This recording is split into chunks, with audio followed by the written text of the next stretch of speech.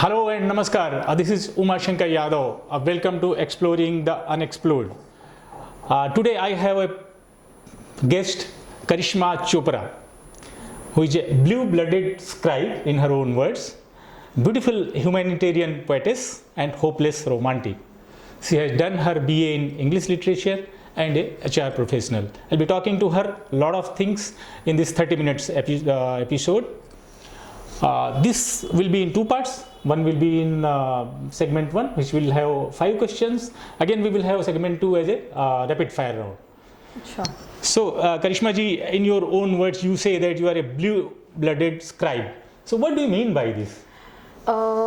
Blue-blooded scribe in sense, I mean ke I have this thing has been inculcated in me and about writing, poetry. Why? Because not only my parents, my grandfather, my Nana was also in the media field with Mr. Subhash Chandra Bose in the Indian National Army in Singapore. So he was in the media field. He was much more into photography. But मेरा ये background हमेशा creativity का ही मतलब ये blue blooded जिन लोगों ने पहली बार सुना हो, हम उनको ये बताना चाहेंगे ये एक legacy है, एक royalty है कि जिसमें आपको इनफैक्ट ये आपके lineage से आया है, जी, right? तो फिर आप अपने आप को blue blooded कह सकते हो, जी, और literally blue blooded is something like those who are into kind of work which is of royalty. Royal True. work, right? And so your mother has been a great writer, journalist, author, yes. And even your grandfather had grandfather and even my father, you know, he was also a journalist and he also wrote. So what do you think? This is a kind of privilege, or you think it's a kind of responsibility? No, I think it's not a privilege or a responsibility. It's just a thing that I've seen growing up. You know, when I was growing up, मैंने mummy को लिखते हुए देखा है, पापा को लिखते हुए देखा है, तो वो देखते देखते एक शायद मुझ में कुछ वो पार्ट आ गया लिखने का. शायद आज मैं नॉवेल्स नहीं लिख पाऊँ, but yes, poetry is what I have started off with. तो मैं वो लिखना. तो इसमें आपको ऐसा नहीं लगता कि लोग कंपेयर करेंगे मम्मी की तरह नहीं लिख रही या ग्रैंडफादर के नाना की तरह नहीं लिख रही? नहीं. तो इसकी कोई ज़्यादा प्रेशर नहीं रहता है? नहीं, बिल्कुल नहीं. मैं कभी वो ऐसा सोचा ही नहीं है ना. मुझे आज तक एटलीस्ट वो फेस करना पड़ा है. हो सकता है लेटर ऑन ये आए at a later stage, since ये मेरी पहली किताब है तो बट मेरे को लगता है ये मेरी इंडिविजुअलिटी है ना. आज मैं कुछ लिख रही हूँ या कुछ, तो वो मैं अपना प्रेजेंटेशन दे रही हूँ कि what I think in today's world के क्या चल रहा है, वो मेरे थॉट्स है. नॉट नेसेसरी कि उनके और मेरे थॉट्स मिलते हों, राइट? तो मैं अपने आप को ज़्यादा मतलब क्वालिटी ऑफ राइटिंग पे की बात अगर हम करें, कंटेंट और क्वालिटी ऑफ राइटिंग का, तो उसका कोई ज़्यादा क्योंकि आप देखिए बहुत ही जो सक्सेसफुल फैमिलीज से आते हैं, ब्लू ब्लडेड जो होते हैं, उनके पास उनको बहुत सारी रिस्पॉन्सिबिलिटीज़ के थ्रू गुजरना पड़ता है. बहुत बार फादर या मदर बहुत सक्सेसफुल होते हैं बट उनके बच्चे उस लेवल तक नहीं पहुंच पाते हैं बहुत मेहनत करने के बावजूद भी. तो आप उस तरह की किसी परिस्थिति में नहीं है. You are not into it, you don't think about it, but you enjoy being blue blooded. Exactly. Okay, that's wonderful. So, Karishma ji, this has been a month which is considered all over the world as International Women's Day, which is being celebrated on 8th of March by UNESCO and many other countries. We talk about women more. In my last episode, there were 4 women who talked about what womanhood is all about. So I would like to know, my audience would like to know, what do you mean by liberation? I mean, liberated women rather. Who are the liberated women in your view? Liberated women are basically वो औरतें जो बहुत सोच के ना बोले, जो आज कुछ बोलना चाहती है, वो चाहे घर पे हो कि ऑफिस पे हो या अपने थॉट्स रखना चाहती हो, उनको अपने वर्ड्स सोच के ना बोलने पड़े. They should have that freedom of speaking without worrying कि सामने वाला क्या सोचेगा, क्या जज करेगा.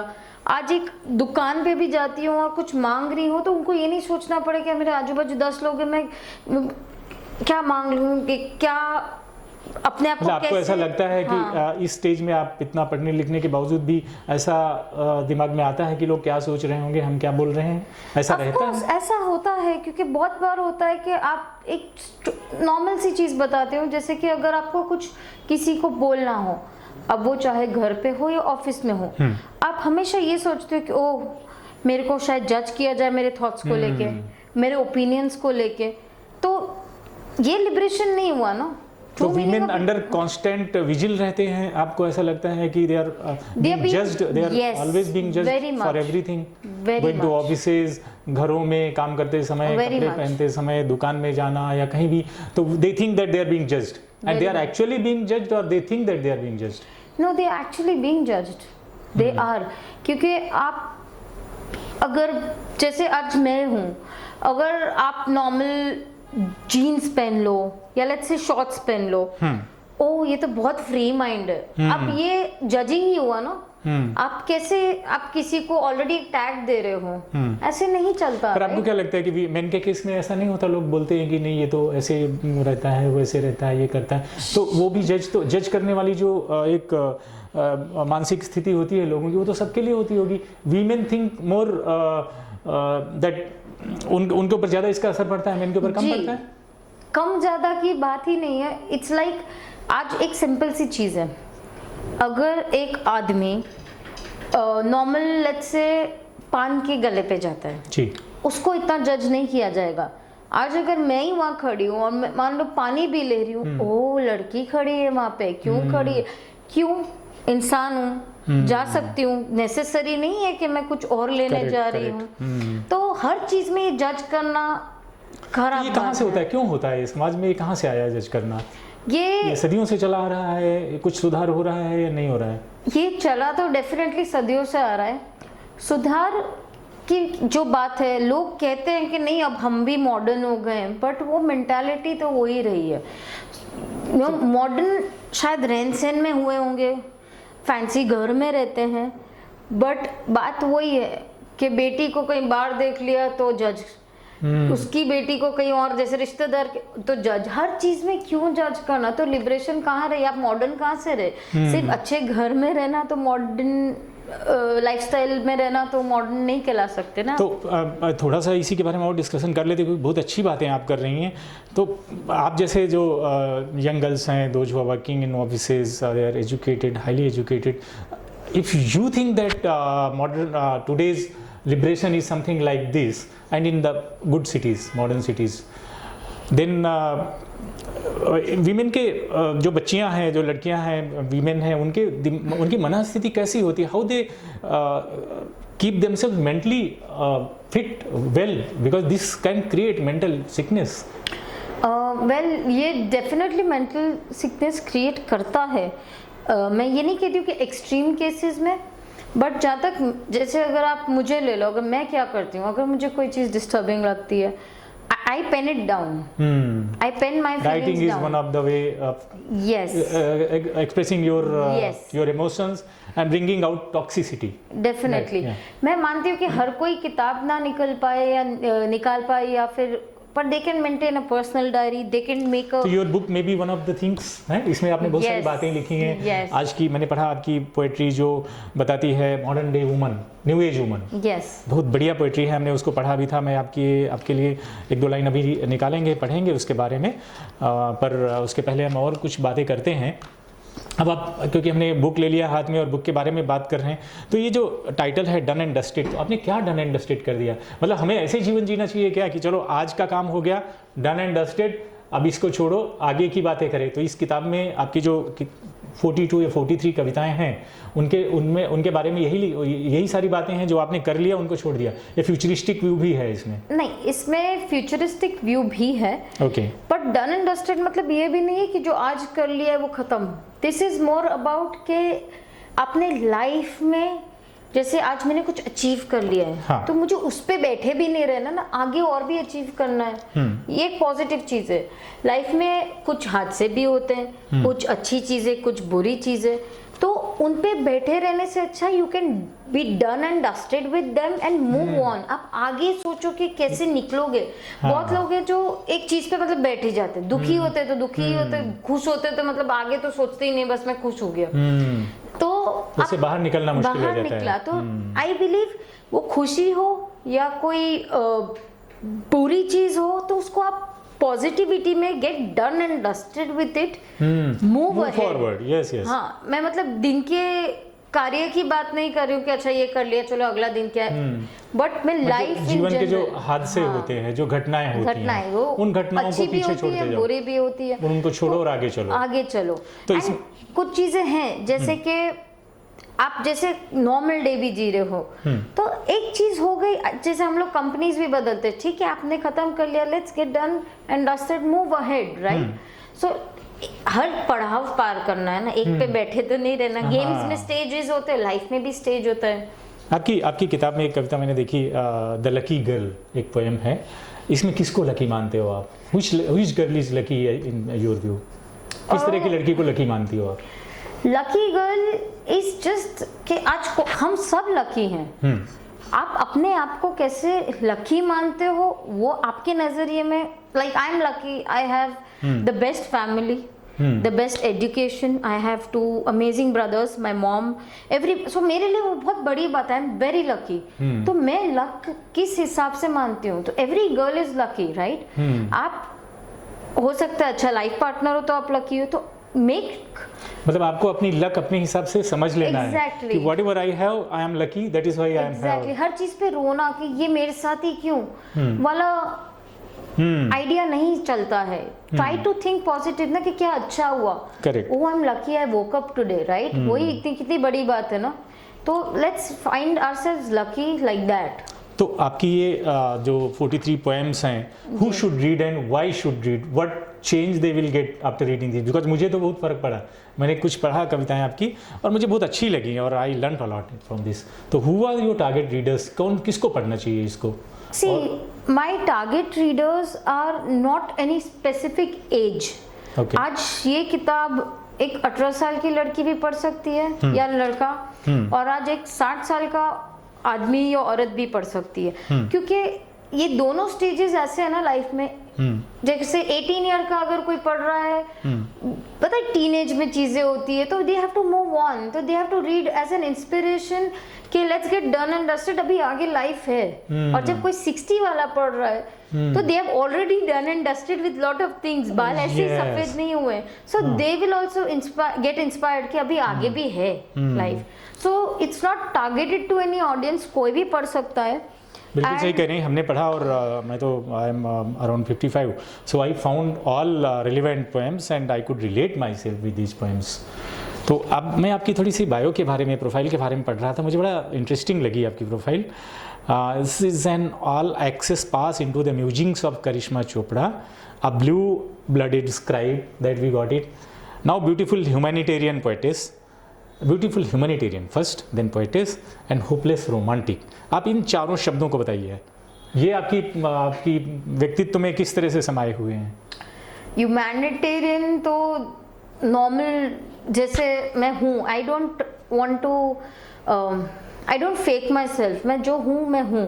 रही बात आज जैसे कि कुछ नेक काम कर लिया या ह्यूमैनिटी, बेसिक चीजें हैं। आज दिन में मैंने आज किसी को हेल्प कर दिया, वो हर चीज इंसान तो मतलब आपके कोर में है। कुछ लोग होते हैं जानबूझ के कि चलो सुबह सुबह डॉग्स को बिस्किट दे दिया, या 10 रुपए काम मांगने वाले आते हैं ना सड़क पे, तो उनको दे दिया, वो सोचते हैं हम ह्यूमैनिटेरियन है।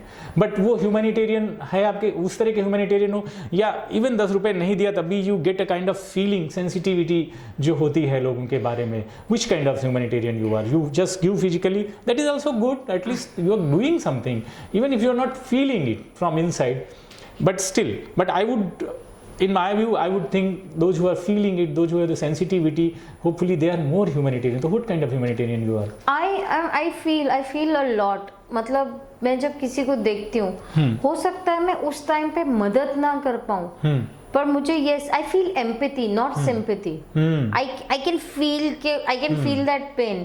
Sympathy तो हाँ मैं तुम्हारा दर्द समझ सकती हूँ वाली बात नहीं है, पर उसकी जगह रह के देखना या मुझे लगता है एम्पैथेटिक होना ज़्यादा इंपॉर्टेंट होता है सिंपैथेटिक से। क्योंकि सिंपैथेटिक का मतलब यह है कि you are in the position to help somebody and you want to do that. But empathy मतलब आप सबके बारे में आपके अंदर एक फीलिंग आ ही जाती है कि you have co feeling kind of thing, right? बिल्कुल. And what about poetess as it is? I have seen your book and hopeless romantic. What is this? I am a very देसी पर्सन, अ Bollywood movie person. हाँ. तो मतलब हाँ, ऐसे romantic movies देखना, छोटी छोटी चीजें पसंद करना. लेट्स से आज आप मुझे एक रोज भी दे दो कोई, तो I feel good, you know. I am a small kind of romantic. I would like, let's go out for dinner. Let's do this. So yes, I am a hopeless romantic and very desi in that culture. I am not more towards English movies. तो Hindi movies तो वो देसी culture थोड़ा है मेरे में. Okay. तो That's wonderful. That's what brings the romantic in me. हाँ, this is very nice definition of yours.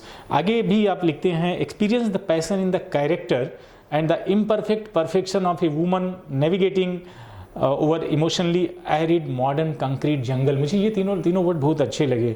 Navigating over emotionally arid modern concrete jungle. Why you think that this is everything as arid concrete jungle? We talked about sometimes back when we were sitting. Yes. This everything looks like a concrete jungle, arid land. Everything is so unpredictable and sometimes unimaginable also.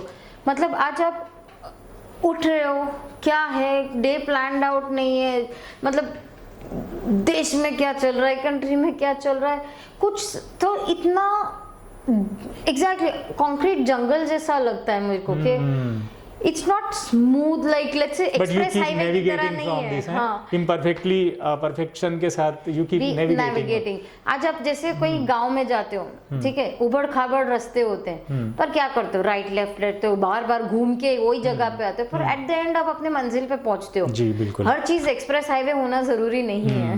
बहुत बढ़िया बात, बहुत अच्छी बातें कर रही हैं आप. एंड अब हम आपके प्रोफेशन की तरफ चलते हैं. बहुत ही बढ़िया प्रोफेशन में है, and that profession was very highly respected regarded particularly for young girls, those who were doing management in HR and studying humanities.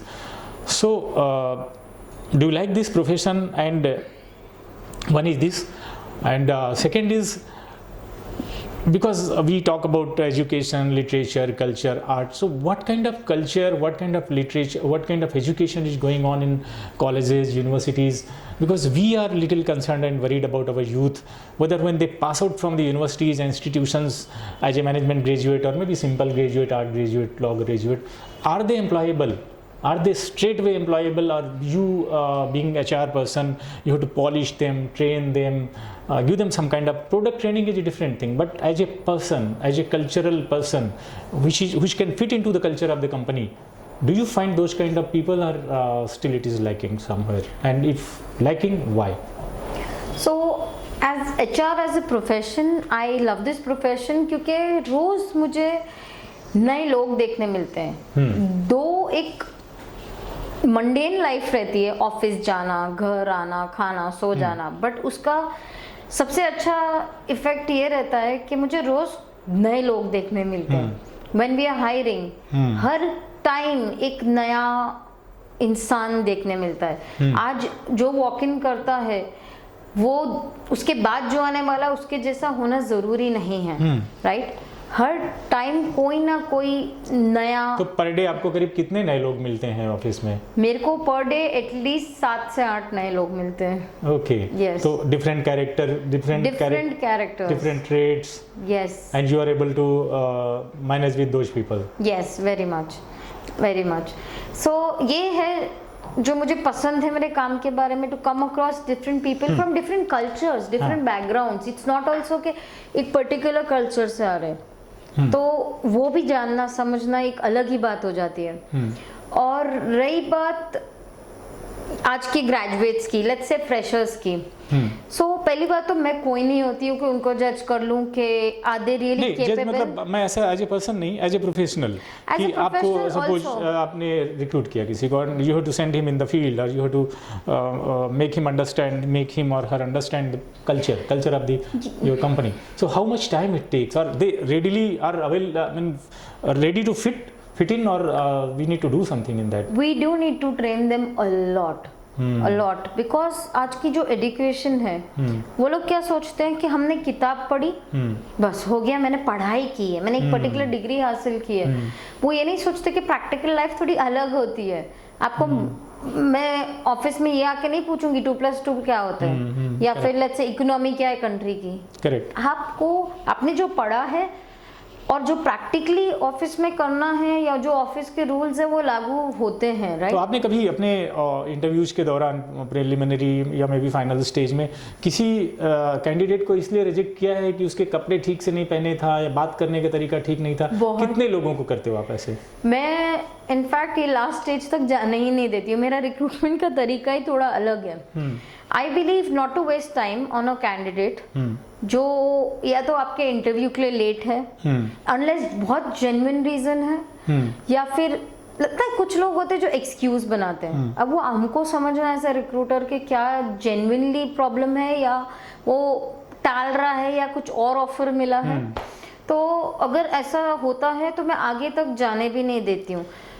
मेरा सवाल इसलिए था क्योंकि अपना भारत का बहुत ही वैविध्यपूर्ण देश है जिसमें आपको हो सकता है लोग बहुत इंटेलिजेंट हों, लेकिन उनकी कल्चर और घरों का माहौल या रख रखाव या विलेज से आए हुए बच्चे हैं, उनको ठीक से कपड़े पहनने या टेबल मैनर्स ना आते हों, तो इस बेसिस पे अगर रिजेक्ट कर देना, जबकि वो हो सकता है ज़्यादा हार्ड वर्किंग हो, ज़्यादा इंटेलिजेंट हो, बाद में पता चल जाए अगर उनको थोड़ा सा ट्रेन कर दिया जाए।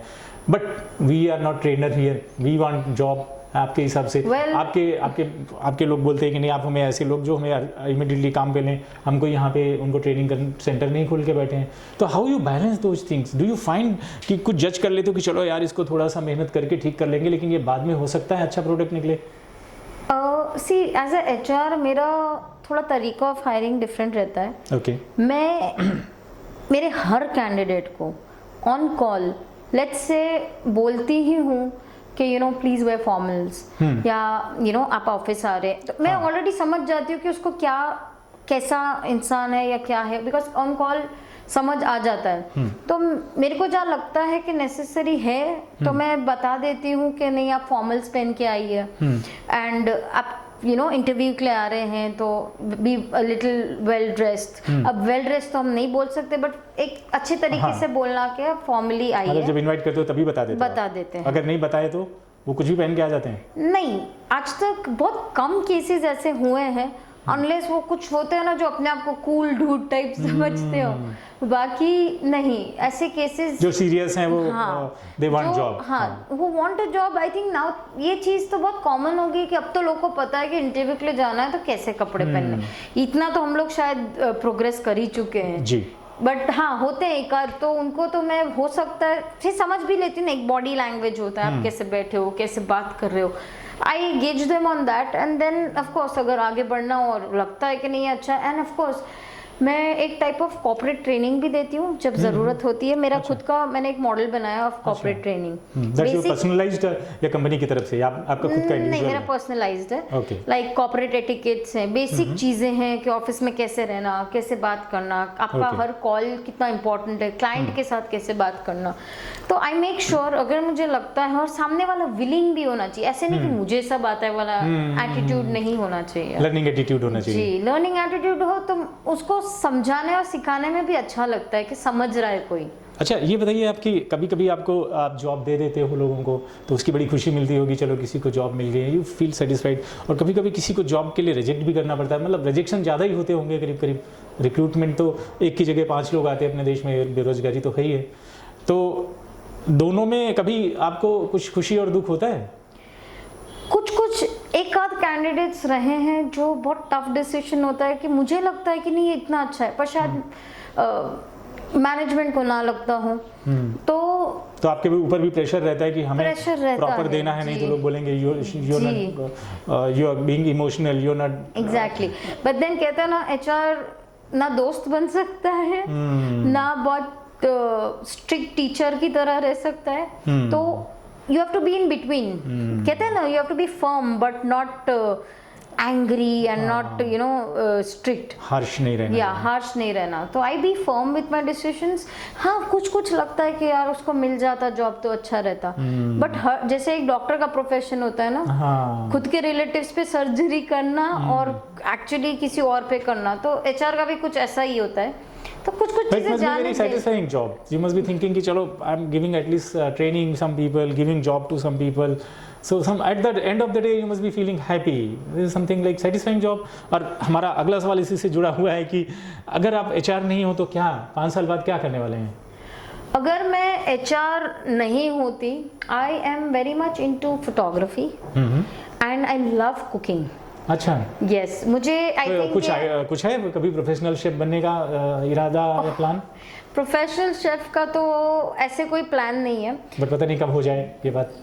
हाँ, बट जैसे मेरे घर में ना हमने बचपन से एक चीज देखी है, कोई भी आता है, कोई भी, वो चाहे एक 2 मिनट के लिए क्यों ना आया हो, मेरे पापा को एक आदत थी खिला पिला के भेजना है, मतलब वो उनका प्यार करने का तरीका था। अच्छा, तो मैंने वो शायद उनको देख देख के सीखा है, तो मुझे खिला के, अब स्पेशली मेरी लव्ड वंस को मेरे को बहुत अच्छा लगता है कि मैं उनको खिलाऊं। कोई भी आता है, अरे यार अच्छा, कुछ खा के जाओ, very कुछ पी nice. के जाओ। तो मेरा प्रोफेशनल शेफ होना जरूरी भी नहीं है। अगर मैं मान लो एक छोटा मोटा कैफे भी खोल दूं, let's say 5 years down the line, जब मुझे पता है जो भी आ रहा है खुश होके खा के आ रहा है, would be great, you know. And more over possibilities जीवन में हमेशा खुली रहती हैं, कभी कुछ बंद नहीं होता है, और हम एक ही तय रास्ते पे भी नहीं चलते हैं, बहुत बार रास्ते बदलते रहते हैं। इस तरह से हम अपने पहले सेगमेंट के एंड में आ रहे हैं, और हम दूसरा सेगमेंट शुरू करने जा रहे हैं जिसको हम बोलते हैं रैपिड फायर राउंड। उसमें आपको एक शब्द में या एक सेंटेंस में जवाब दे सकते हैं, कई बार ज़्यादा भी टाइम ले सकते हैं। अगर मैं आपसे ये जानना चाहूँ कि हर व्यक्ति की ज़िंदगी में खुशियाँ और दुख आते रहते हैं, तो आपकी ज़िंदगी का अभी तक का सबसे हैप्पीएस्ट मोमेंट क्या था? मेरा अभी तक का हैप्पीएस्ट मोमेंट रहा होगा जब मुझे मम्मी ने पहली बार गोद में लिया। हो सकता है मुझे तब फील नहीं हुआ, पर देखिए हम जब बच्चे होते हैं हमको उस टाइम कुछ याद नहीं रहता, but I am very sure वो लाइफ में किसी का भी एक हैप्पीएस्ट मोमेंट रहा होगा जब मेरी मॉम ने मुझे गोद में लिया होगा, वो प्यार दिया होगा, वो बट ऑब्वियस है वो मोमेंट से ज्यादा कुछ भी हैप्पीएस्ट बट हम उसको समझ नहीं पा रहे हैं, लेकिन वो शायद रहा होगा। बट ऑब्वियस है। मतलब आपने बताया भी कि your mother is your inspiration, तो वो मम्मी हर बात में आ जाती हैं। जी, वेरी मच। कोई भी खुशी है मम्मी से के आसपास ही है हमेशा। बिल्कुल, बहुत बढ़िया माँ है तो जहाँ है, ऐसी बात जी, है। बिल्कुल। अगर हम बात करें, because you are very aware person, you are very concerned person, आपकी नज़र में, आपके शब्दों में, एक शब्द में ये दुनिया क्या है? एक भूल भुलैया। एक भूल भुलैया है।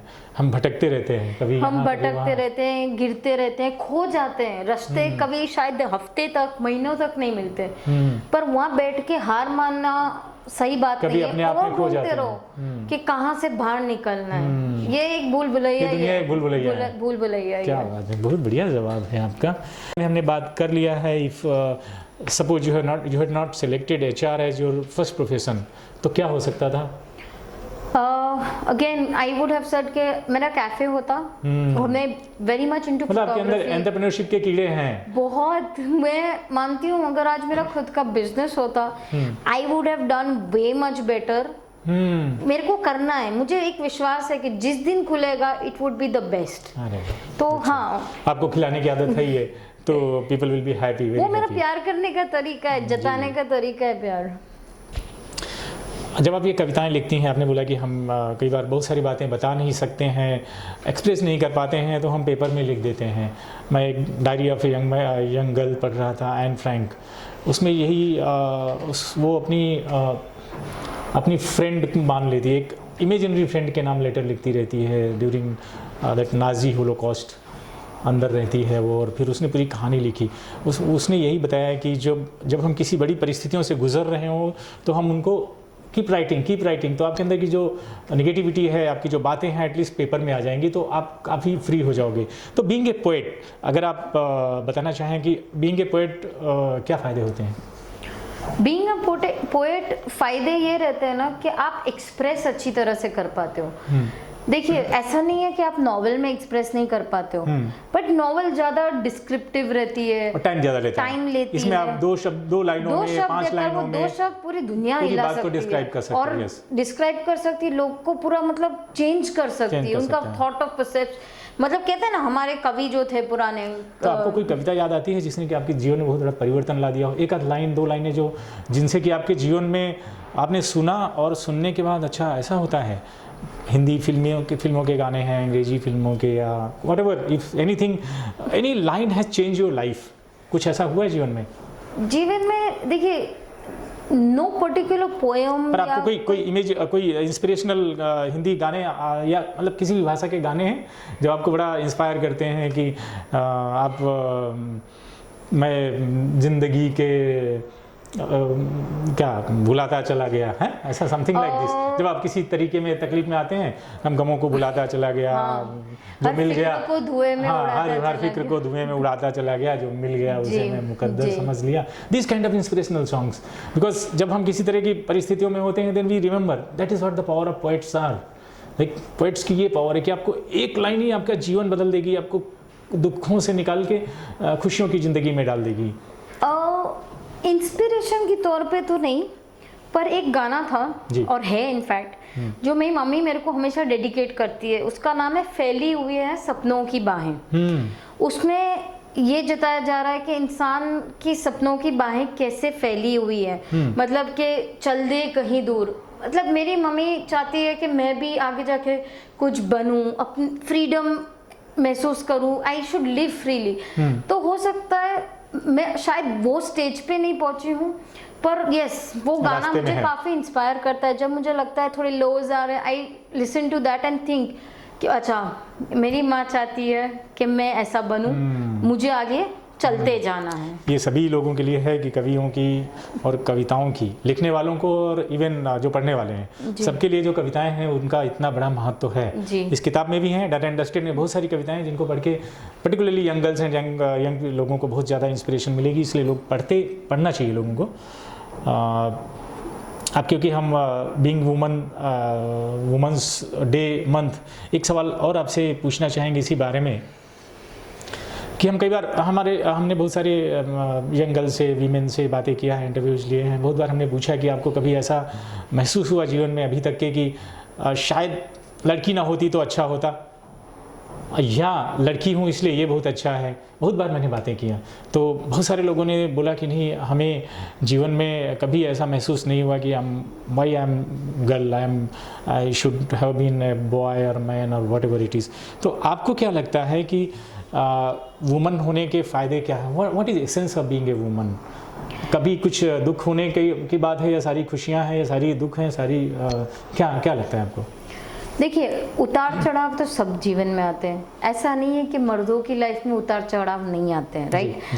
देयर आर डेज जब वो भी रोते हैं, हंसते हैं, तो ये तो बात ही नहीं है कि औरतों में गम है या मर्दों में गम नहीं है, ऐसा कुछ नहीं है। Being a woman, I think I have been lucky that I am a woman, because मैं अपने आप को at least not only being a woman but being a woman in a family where they support women is very important also. मेरे सब घर वालों के विचार बहुत खुले हैं, वो आगे इंकरेज करते हैं कि आप कुछ करिए लाइफ में, ये नहीं कि आप क्यों करो, आप औरत हो ये मत करो, वो पाबंदी मतलब नहीं है। ये फैमिली कल्चर में है ही नहीं कि है ही नहीं। लड़की है या लड़की है तो उसके साथ में कुछ डिफरेंटली बिहेव करना है, वो कल्चर में ही नहीं है। मैं लकी हूँ कि वो कल्चर नहीं है और मुझे हमेशा पूरी फैमिली का सपोर्ट मिला है, हमेशा, वो चाहे मेरे भाई हो, मम्मी हो या यही कल्चर अगर घरों से निकल के, परिवारों से निकल के समाज में आ जाए कि लड़की है तब हमें उसे डिफरेंटली बिहेव नहीं करना है, और all normal, everything is normal. जो आपने बताया कि जजिंग नहीं करना है या और किसी तरह से नहीं, तो hopefully things will become much better. जी अभी तक the worst thing has happened to you, rather as a woman, anything has worst happened to you or anything worst happened to you in your career, in your life till now? See, I can't use the word worst, but कभी कभी होता है, मुझे feel होता है। आज शायद मुझे एक पर्टिकुलर इंटरव्यू के लिए गई हूँ, वो नौकरी सिर्फ इसलिए नहीं मिली क्योंकि मैं एक औरत हूँ। आज भी ये मेंटालिटी रही है कि ओ मेल्स ओनली। आज हम भी कुछ जॉब पोस्ट करते हैं तो ऐसे आता है कि फीमेल्स ओनली या मेल्स ओनली। क्यों ऐसे? आप क्यों कम समझते हो औरतों को कि औरतें क्यों ऑन साइट जॉब नहीं कर सकती हैं, सेल्स बाहर नहीं घूम सकती या कोई फिजिकल लॉजिस्टिकल रिक्वायरमेंट की वजह से? वो औरत है, वो कैसे करेगी? आप ऐसे पोजीशन क्लास, ये तो बहुत गलत सोच है।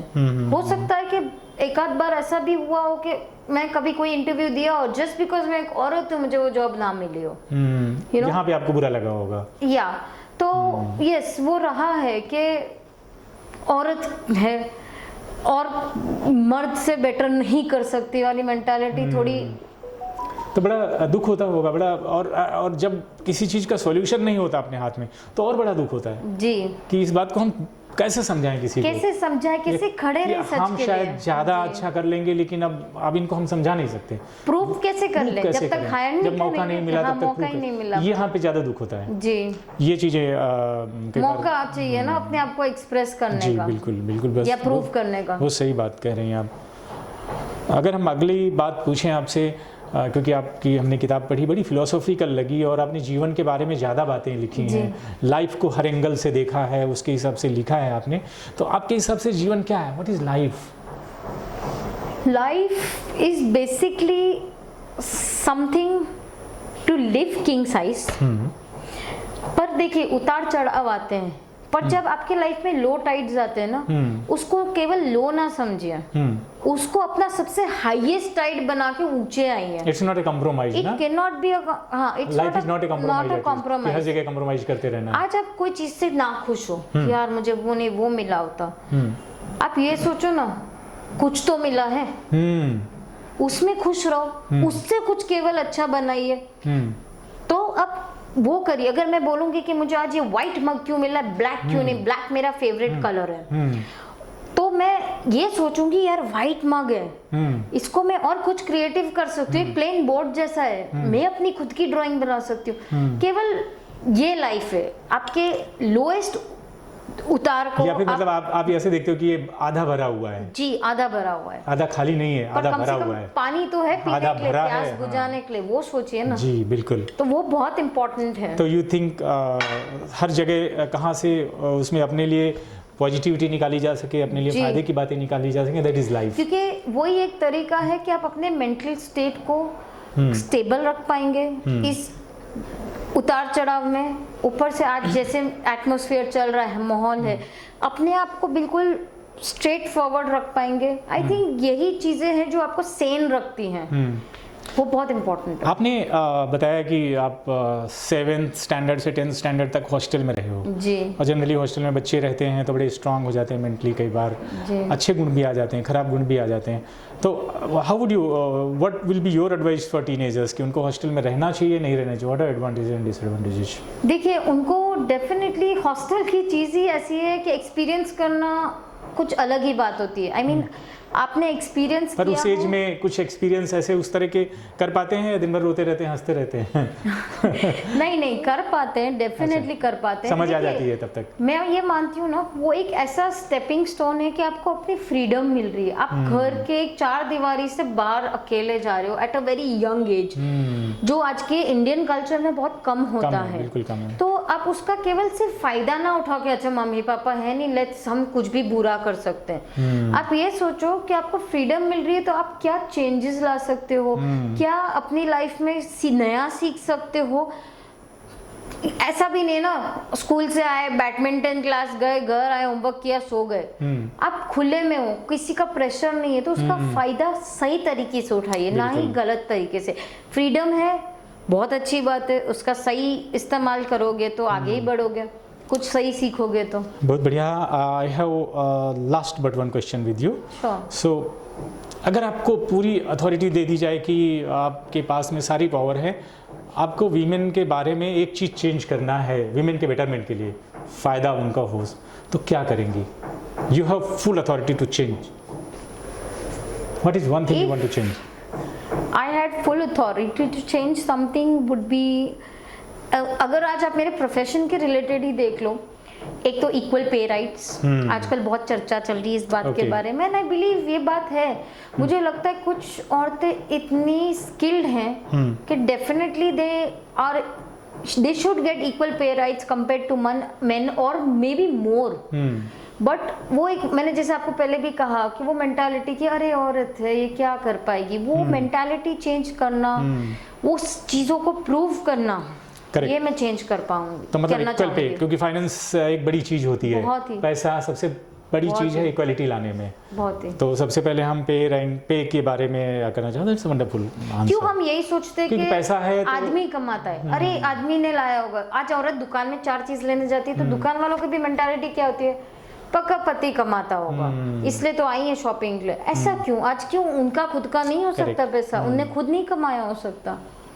और क्योंकि दुनिया इतना आगे बढ़ चुकी है, इतना सोच सकते हैं हम, इतनी सारी समझ सकते हैं, तो कोई ये सोचे केवल कि एक जीती जागती महिला, इंटेलिजेंट महिला वो कमाएगी नहीं या जॉब नहीं करेगी, वो सोचना ही व्यर्थ है। I mean we can not think that. जी।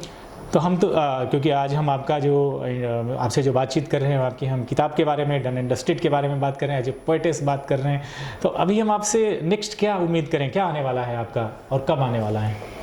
मेरा नेक्स्ट तो होपफुली पोएम्स ही होंगी, क्योंकि मैंने ज़्यादा कुछ इतना नहीं सोचा कि मैं एक नॉवल लिख लूँ, बट अपार्ट फ्रॉम पोएम्स अगर I am working on something very personal, that's my mom's biography. अच्छा, Yes. That should be there, that should because always be मैंने देयर। बहुत सारी चीज़ें सुनी है एज अ चाइल्ड, उनके बचपन की कहानियाँ, वो कैसे बड़ी हुई, तो मैं ट्राई कर रही हूँ कि मैं उसका गैदर करके एक किताब लिख सकूँ।